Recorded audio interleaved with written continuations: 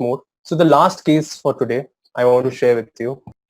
A lot of time reading a lot of books. So one of my favorite books, which I want to tell you, is a book by Dr. Magan Bhai Desai. It's a book called as Coma. I think this is a book also was introduced to me in Kolkata in National Institute of Homeopathy only. So this is a case which I learned because I spent a lot of time reading the book Coma by Dr. Magan Bhai Desai. He was a homeopath based in Baroda, and he treated many cases of coma actually at home. He would actually get patients at home and treat them with remedies like Hellebore, zinc sulf, opium in high potency, 10 m, 50 m, frequent repetition, and he treated many cases of coma. And I was so inspired that I started taking up many cases of coma, and one of the case I'm going to present in front of you right away. So this is a case of a subacute sclerosing panencephalitis, and I had to go to Kasturba Hospital, Mumbai, to see this patient. This is a case at least more than 4 years back. So this is a child. When I went to see him, you can see this person on screen. This child, there wasn't any response for 72 hours after giving a lot of allopathic medications. So this subacute sclerosing panencephalitis generally happens after measles, and the child was just not responding to anything, was on ventilator, in a very bad situation. And in this situation, and they belong to very simple family, the father came to me and I had to treat him. So what was the situation? Let's have a look. How to analyze? So I tried to do with homeopathy. See, if you give opium to all cases of coma, they will not respond. The secret is also individualization, even in cases of coma. And the secret is in going into past history, trying to understand how the picture of coma developed. So what are the symptoms? That post measles, there was encephalitis. The child had fever and eruptions for 2 weeks. The patient also was well-known case of Wilson's disease, was taken to a hospital in Sion, no response. Then taken to Kasturba, no response for 8 days. Then what? Glasgow coma scale below 4.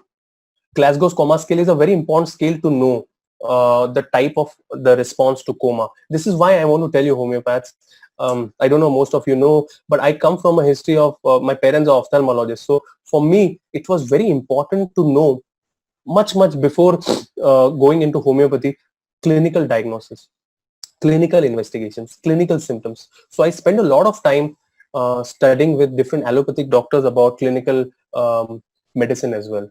So Glasgow coma scale is basically a scoring where you have to understand the eye response, the verbal response, and motor response. And if the response is less than 3, it is totally unresponsive. But the best response is above 15. Comatose we call if the Glasgow coma scale is below 8. So this is the entire situation of the Glasgow coma scale. And our patient was, the Glasgow coma scale was below 4. When I went to Kasturba, they were not allowing homeopaths to come inside. So they had to tell me as, okay, this is a family member, and I had to go to take the history. This is where now you have to understand anamnesis. So the history anamnesis was given to me by his father. What was the symptom? History of chronic cough and cold. Constant cough. What was the symptom in cough? You have to understand. What is the symptom cough? During the cough, the cheeks go inside of the child. So this was a peculiar symptom that during the cough, the face cheeks would go inside. This was a peculiarity of past history that I noted down.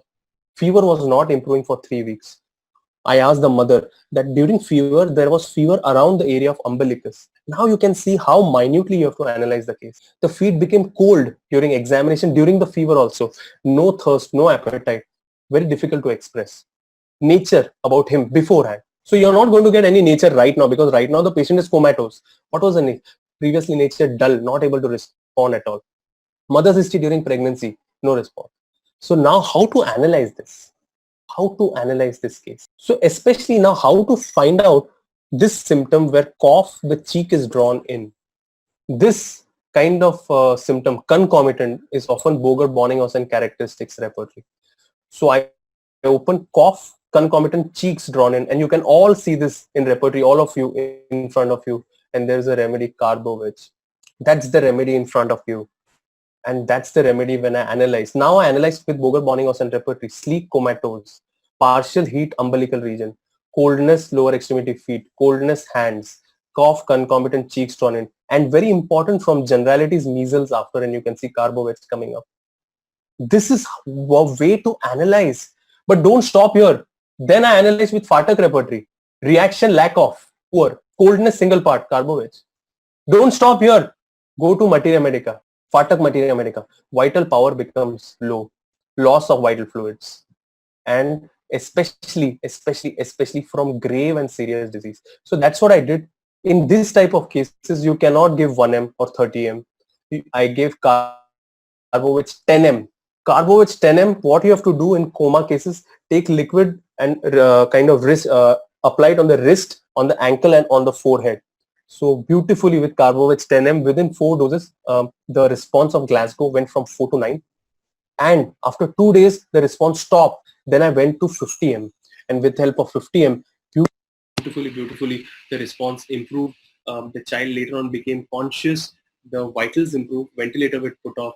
And I actually have a video testimonials, but I can't show you the video right now because of limited time. Within 10 days, the child was out, and you could see this. The child was totally out of coma, and you can see the smile on the father's face. The child is still on homeopathy. I'm still treating him for other conditions, but he has beautifully improved. So this is the beauty of homeopathy. The main thing I want to tell you, all of you here, is that broaden your horizon. Just remember this. Don't get stuck. Broaden your horizons. Be innovative. You know, Hahnemann, if you want to learn something from Hahnemann, don't only learn about homeopathy, learn from him as a human being. And who was Hahnemann? He was a scientist. He was a researcher. He was an innovator. He was an original man. And this is what I want all of you to do. So it was just so amazing to come today and talk to all of you. This is my email ID. Please write to me.